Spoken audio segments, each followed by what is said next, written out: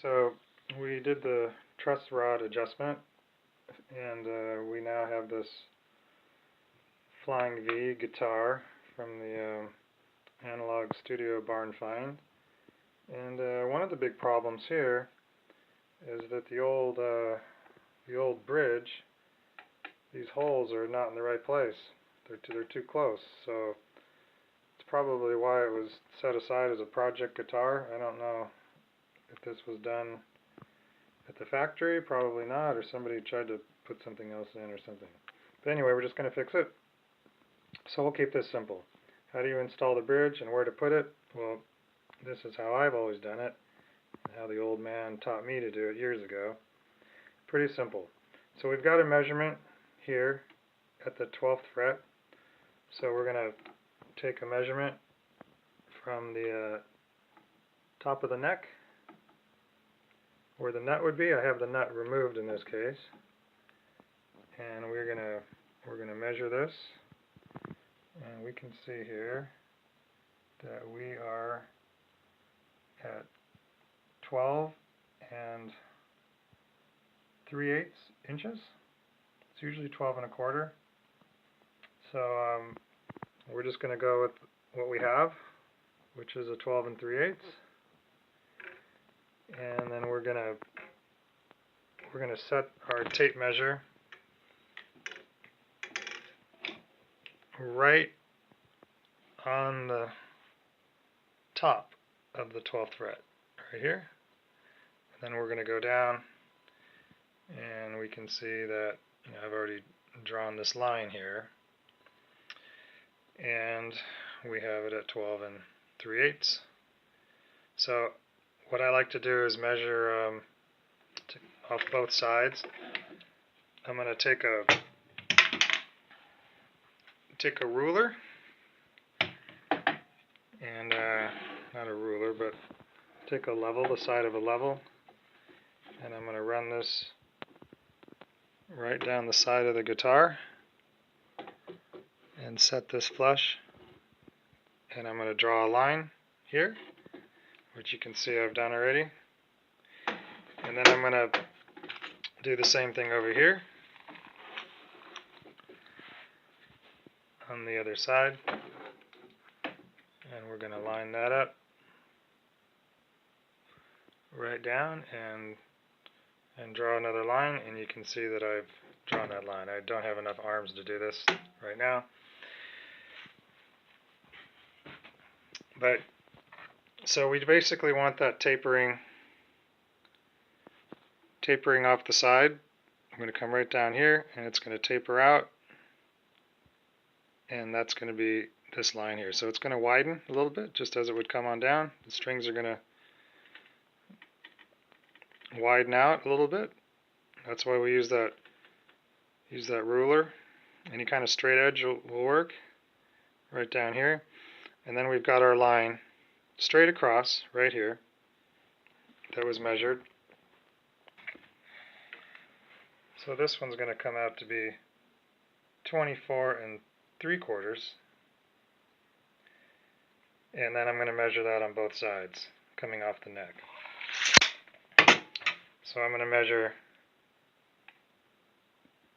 24 3/4 here and 24 3/4 here, because that's double 12 3/8 from the 12th fret. And make sure that you take the measurement right at the top. Okay, so that's basically our guideline. Now if you have a finish on here already, now I'm going to be painting and I stripped this all down, but you could just put a piece of paper over this and tape it down and just go ahead and draw your lines on the paper and go ahead and drill your holes from there if you don't want to remove some, all of the stuff. But I think it's always good to remove everything. So in this case, these holes are quite a bit off. I mean, this is like a 1/2 inch off, and this is really terrible work. So we're going to get this fixed up. I'm going to go ahead and plug those holes. I just wanted to make sure that I had enough room to drill, and in this case I'll probably drop some wood dowels in there and epoxy and then just finish that off and then put some more primer on. Now, one thing you'll notice here is that I have another little line right here, okay, and this is 1/4 of an inch. So we just take the main line here and then just go 1/4 of an inch, and I just use this piece of metal here, an old light socket, this old light switch cover, but draw a line 1/4 of an inch and bring it out this way. And we do that because when we set the bridge on to mark, we want to have it slightly angled back this way a little bit, and what that does is that compensates for the lower strings being fatter, and they need to be a little bit longer for the intonation. So you'll see on almost all guitars, properly set up guitars, you're going to notice that this is angled a little bit, and there's all sorts of science on it, and you can read about it online and all this, but it's basically because the strings are thicker and they vibrate slower, and because they're thicker they need to be up a little higher, and when you press down on the string, when you're playing, when you press down on the lower strings, they have to move a little bit more. Okay, so we're going to set this down, and the screws are typically facing to the inside because usually there's hardware in the way. So we're just going to line this up on our line, and then we're going to flare this back a little bit. So we're going to be right on the line here, and down here we're flared back just a little bit. So it's about 1/8 of an inch. We've got 1/4 inch here, and we're just going to center that hole. This is how we want it to look. So we get it centered on the 2 lines, and we pull the left side down towards us, and that's going to be pulled down 1/8 of an inch.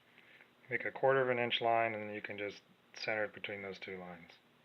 So we've got a little bit of an angle here, so I'm just moving this back to here, and then that's going to be set up just perfectly right there.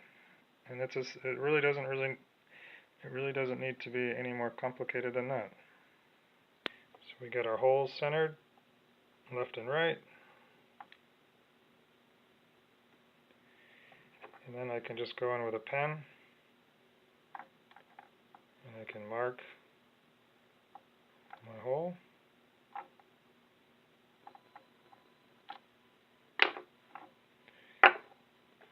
And here's where I'm going to be drilling.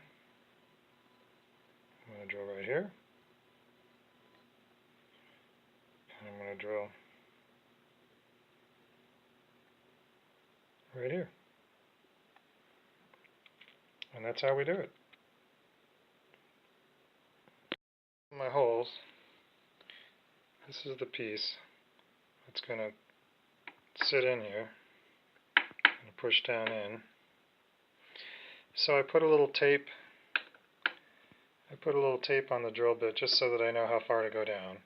So when I drill down, I'll stop when the tape hits. I don't want to drill all the way through the guitar or take out any more wood than I need. So I'm going to start with the small bit just to get the hole started, and I'm going to come in with one a little bit bigger, and then the one that's going to be just about the right size, maybe slightly under. I'm not sure exactly. I didn't bring a micrometer with me to check this, but I'm just doing this by eye. It's nothing to be too concerned about. Keep it simple. Really just shooting this for people doing this at home. Better if you had a drill press and make sure that the drill bit is going down perfectly vertical, but we can do this with a hand drill. I'm going to go ahead and drill, and we won't have any problems there. Second hole drilled down right to the tape. So our first one here, and the second. And here's what it looks like with our holes drilled. And we're ready to pop these, tap these studs down in there. Just tap these down in here. And they're fitting in there just perfect. Here's a 29/64, and it worked absolutely perfect here for the Tune-O-Matic. So if you put Tune-O-Matics in, a 29/64 is the right one for a final size, and those just tapped in there nice and snug, and just couldn't have been better. Couldn't be a snugger, tighter, proper fit. Adjusters, and these just screw in. And we can raise those depending on how we want to set our action. Those just will raise up or down on each side, and you can adjust that to your preference. And that's pretty much all there is to it. This should just fit on here like a dream. And just set this on here.